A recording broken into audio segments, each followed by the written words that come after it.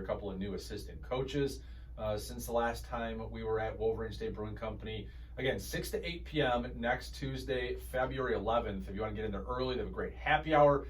Monday through Friday, 4 to 6 p.m., $4 pints, $5 appetizers, $6 packs, 6 packs of beer, you get $1 off.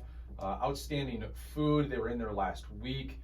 Nate was here with us. Some outstanding food, as I said. Your favorite thing that you've had there, Devin? I know Devin's answer. He doesn't even know it. Those wings there it is. Are amazing. The peanut butter and jelly wings. Peanut butter and jelly wings. But the last thing I had with the cornbread waffle. Yeah. Oh my gosh, it was so amazing. Oh my goodness. Nate was just here. What was it, so Wednesday? Good. I think it was Wednesday, yeah. So good. He's going to have the wings for you. Oh, well, I would. He better. Yeah. He said even if he's not there, Nate, you better. Because Nate said he had to go somewhere. He's going to have them ready and prepped so his guys can. Nate, you better have those wings. He's going to have them hooked up for Devin. 2019 West Stadium Boulevard in Ann Arbor. WolverineBeer.com to check out the entire menu and join us next Tuesday, February 11th. So, Devin, we were talking about this before you came on a little bit of, it's not going to happen for at least 2021, but the immediate eligibility. How many guys do you think, when you played at Michigan in the early on in this decade, would have transferred without, if there was no penalty? We had like a 27-man class. We only graduated like 4 of them. So, they transferred anyway. So, yeah. But I take my out of it.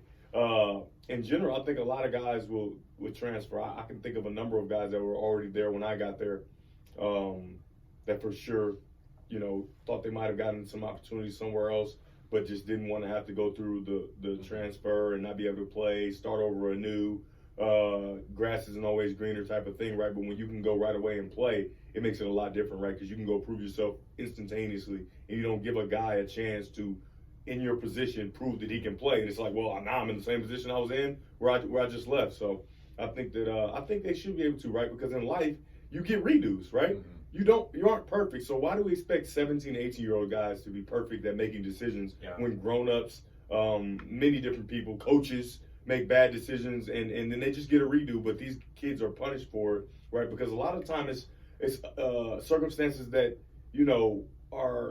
they're in their control, but they're kind of out of their control, right? My mom wants me to go here, but I truly don't want to go here, but I don't want to disappoint her. You make a mistake, you hate it, and then you know what I mean, and stuff like that. I think that's something too. I mean, I wonder if you could speak a little about that more with, teammates and when he came as freshman is, how many guys within the first couple of months at the University of Michigan or at something goes like, I picked this because I came here on a weekend visit, I was looking at the football aspect and I didn't really think about all the other things. Like, how often did you find guys going like, I just really didn't maybe do the research I thought I was going to like it, and I just don't. Yeah. And that's not a knock against them, as you said. I mean, for all of us have to make a decision about college when we're 17 or 18, but none of us, or very few of us, have the loaded responsibility, the media attention to do it.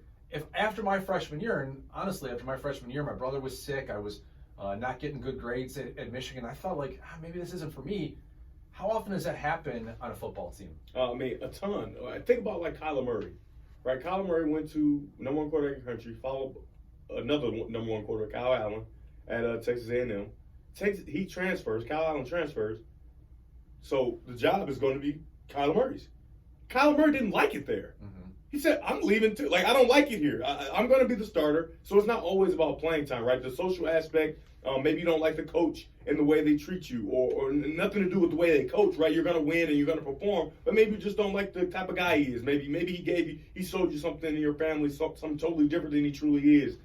Maybe you got these guys in recruiting, right? Because you love on these guys and we're all getting recruited together. And then when you get there, you don't like half the guys in the class. Like, he's a terrible person. I don't like him at all, right? Like, I don't like being around him, and he's on offense with me or he's on defense with me.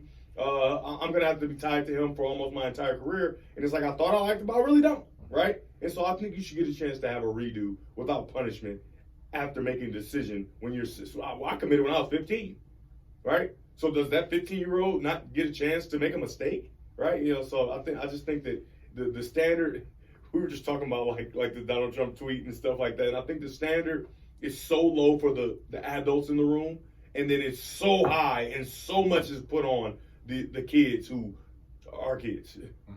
I have a question on the kind of a different angle of the same idea, though. How many times do you think it would be kids would make a snap decision to transfer because they get that initial jolt of like homesickness? Because everybody gets that. Yeah. Athlete or regular student or whatever, you go to school, you're like, man, you lived at home your whole life with your parents, and all of a sudden you're like doing all this stuff on your own that you've never done before, and you're like, man, I got to get out of here. But then you settle in, and a year in, and 2 years in, and you've started to come into your own, you make good friends, and like that's your life developing. Like, how often do you think kids would make a snap decision like, oh, I can go here right away, and then maybe that decision is bad, and now they're stuck again?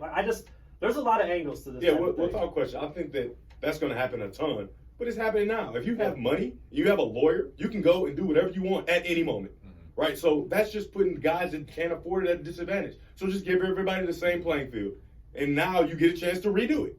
And then you redo it, and that at some point you have to become an adult. At some point you have to take responsibility, and now you're forced to take responsibility after that first initial, hey, I don't want to be here. And right? This is where I would hope to, Devin made a point, where the adults in the room, whether it's the coaching staff, the kids support system, the parents would, man, honestly advise a kid too. Like get in their corner and let them know, like. Yeah, but the coaching staff at a college is not going to have any choice in the matter, because this kid, this 18-year-old freshman can make a decision without informing Jim Harbaugh, without informing anybody. But to your point, the adults in the room, hey, call up mom and dad, call up their high school coach, say, hey, I think I made a mistake, I want to transfer. And if the parent just says like, okay, sure, that's no problem, instead of saying like, well, why don't you tell me why? Let's talk about this a little bit. Let's think about this. I mean, you were pretty close with your high school coach, right? Yeah, still. Yeah, what was his name? Coach Greg Carter. Yeah, Greg Carter. That's what I thought it was. And so, like, if you would have, after freshman year, said like, you know what, Denard and Tate are getting all the minutes, and like these guys are blocking. After my first workout, I wanted to go home. Yeah. So I mean, who did you consult with? So Cam Gordon was actually my high school teammate. He came in like to save me because I was done here. I'm like, oh my gosh, this is way too hard. I don't like it, right? I mean, but bar was excessive with the workouts. It was really difficult. But he came in, he talked. Obviously, I was super emotional. You're a kid or whatever. Yeah. And so obviously I wasn't going to transfer or whatever, but I sure did want to go home. I packed my bag. I'm like, I'm out of here. I need to go to church because there's no way I'm going to get through this without going to church this Sunday, and I may not come back. But, I think the other angle that is going to, people is kind of escaping everybody is coaches run kids out of their school. Yeah, they do. And now they don't have to wait until their fourth year and say, hey, I'm not giving you a fifth year. Now it's like, you should probably go. Yeah. Because we thought you were good, but you're not that good. Yeah. We thought you were tough. You're not that tough. You can't help us. And we want that other kid that might want to transfer in. So please go somewhere else. Or it's going to be very uncomfortable for you, and you won't play. There are a ton of ripples that would come from this kind of rule change. Well, let me ask you one more, Devin, before we hit a break here. So you're an upperclassman. The 2012, your redshirt sophomore year, Denard goes down. He suffers his injury. Russell Bellamy, can't be the quarterback, and Brady Hoke at the time says, we need more quarterbacks. Like we need to. I mean, yeah, we got Devin, but Denard's gone, and Russell Bellamy ain't going to be an answer for us. So I'm going to go out there. Let's go look at San Jose State. There's this young guy who's proven himself, and we're going to bring him in. And so how does an upperclassman, how does someone as a starter, someone who has put in the time, all of a sudden now Michigan in any given year goes to Western Michigan, goes to Central, goes to the MAC and grabs 5 to 7 kids to come in like a Greg Jennings, like we were talking about Stevie Scott earlier from Indiana, goes and grabs those guys and essentially says like, these are 5 or 7 guys that can immediately make us a championship contender. And that's just life. Well, yeah, that's a bad question for me because I went to Michigan after I watched Tate Fortier beat Notre Dame in the Heisman race as a freshman.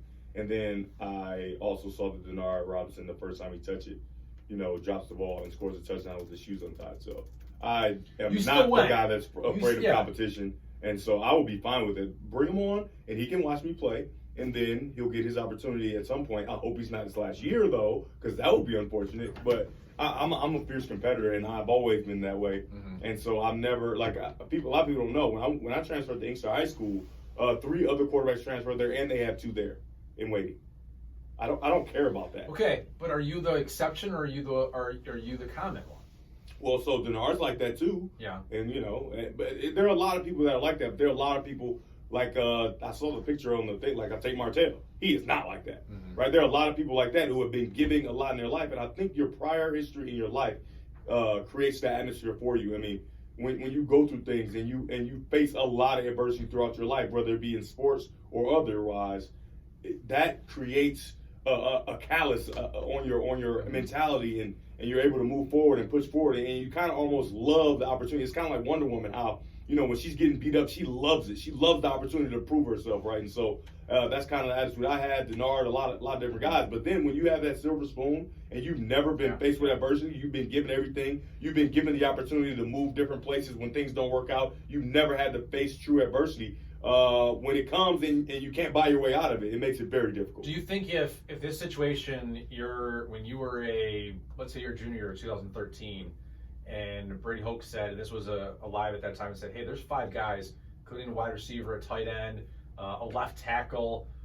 Well, if they brought in 3 offensive linemen, you would have been like, please, yes. Please. Hallelujah, hallelujah, hallelujah, hallelujah. So do you think most teams will embrace it, though, when you tell them, like, hey, here are 5 or 7 guys we're bringing in this year that can help us get a championship? If that, the goal is to win, right?